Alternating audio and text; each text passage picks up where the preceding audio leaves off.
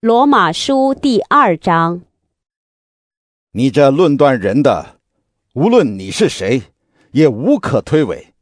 你在什么事上论断人，就在什么事上定自己的罪。以你这论断人的，自己所行却和别人一样。我们知道这样行的人，神必照真理审判他。你这人啊，你论断行这样事的人，自己所行的却和别人一样，你以为能逃脱神的审判吗？还是你藐视他丰富的恩慈、宽容、忍耐，不晓得他的恩慈是领你悔改呢？你竟任着你刚硬不悔改的心，为自己积蓄愤怒，以致神震怒，显他公义审判的日子来到。他必照个人的行为报应个人。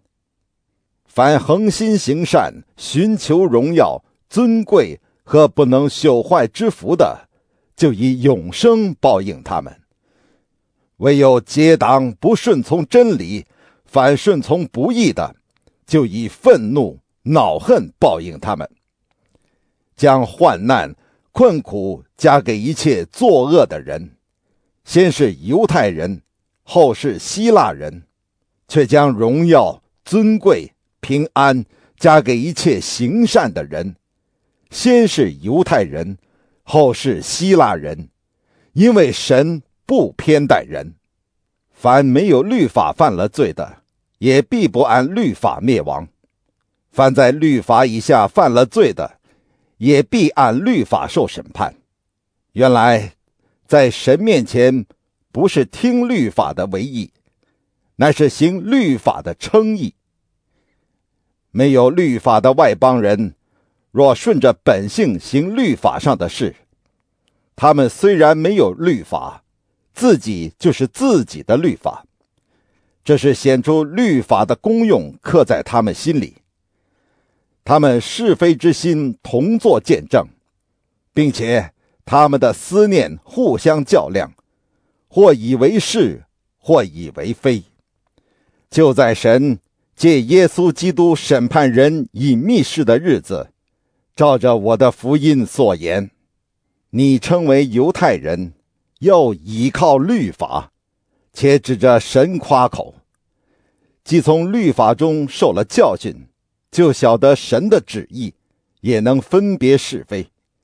又深信自己是给瞎子领路的，是黑暗中人的光，是蠢笨人的师傅，是小孩子的先生，在律法上有知识和真理的模范。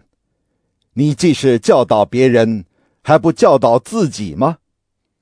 你讲说人不可偷窃，自己还偷窃吗？你说人不可奸淫，自己还奸淫吗？你厌恶偶像，自己还偷窃庙中之物吗？你指着律法夸口，自己倒犯律法玷辱神吗？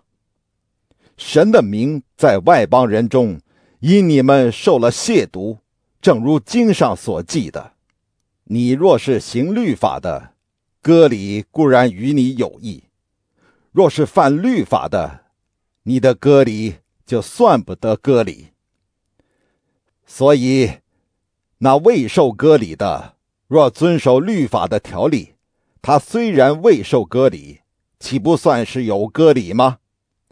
而且那本来未受割礼的，若能全守律法，岂不是要审判你这有遗文和割礼竟犯律法的人吗？